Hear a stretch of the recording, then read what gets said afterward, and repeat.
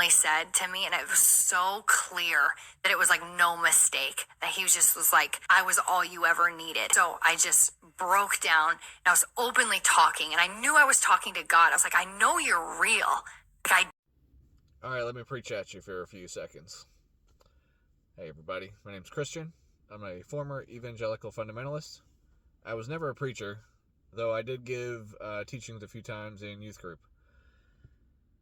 That being said, I have some things to say about this video. Shockingly, right? That's what I do on TikTok.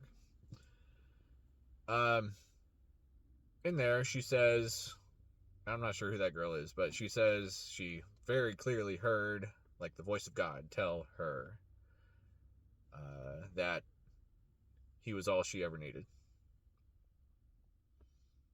And I think this goes back to a kind of a problem in Christianity.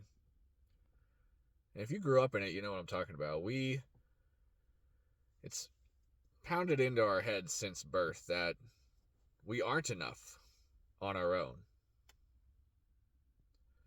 That we need somebody to save us. That from birth we are wicked and hopeless and nothing good can be done on our own accord. We have to crucify the flesh, right? And resist the devil. All good things come from God. So we get this in our head that no matter what we do, it is not good enough.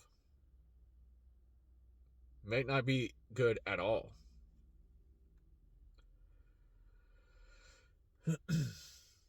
And this, I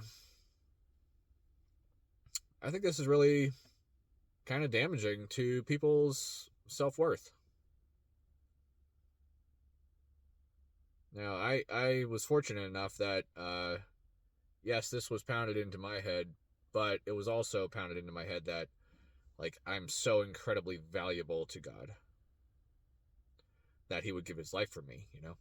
I said in a different video that, like, that's the thing that, like, really broke me down one time, was when I, like, kind of put it together that this is God, this is my king, but he's still willing to die for me. That's like, wow, it's so powerful. He must love me so much.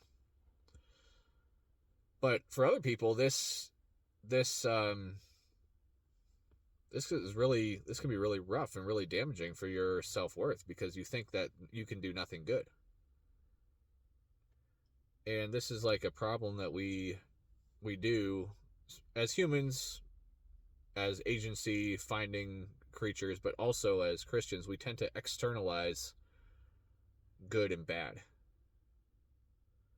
So something bad happens to us and we look for a reason. And we say, well, that's the devil.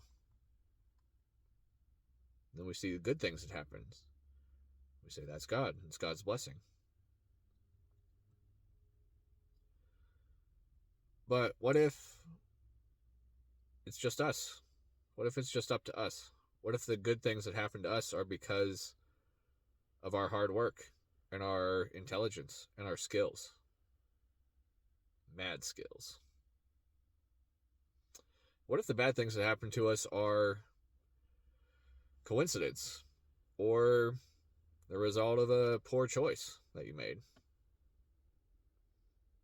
If you choose to run in the rain and in cowboy boots after your dad told you not to, and you fall and split your chin and have to get stitches, like I did when I was young, that's just a bad choice. That wasn't the devil doing it. So I think we need to get past this idea of external beings being responsible for our lives. What if the voice of God is just me? What if the voice of the accuser is just me also?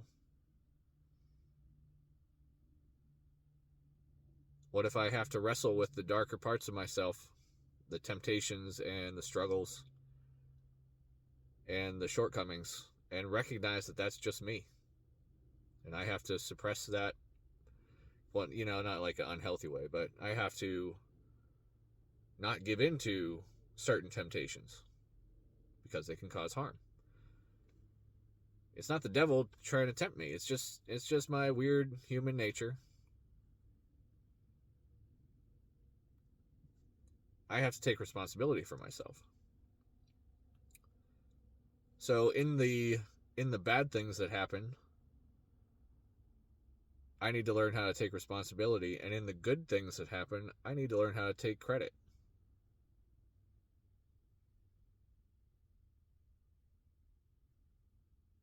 I think we'd all be a little better off if we started thinking of these characters and these beings as aspects of our own self.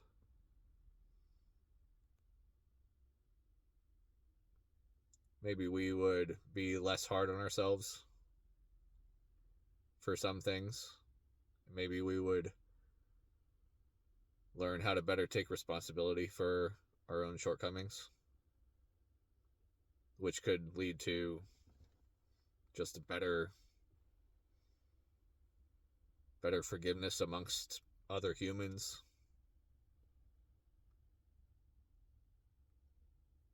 Something to think about. Let me know in the comments what you think about that.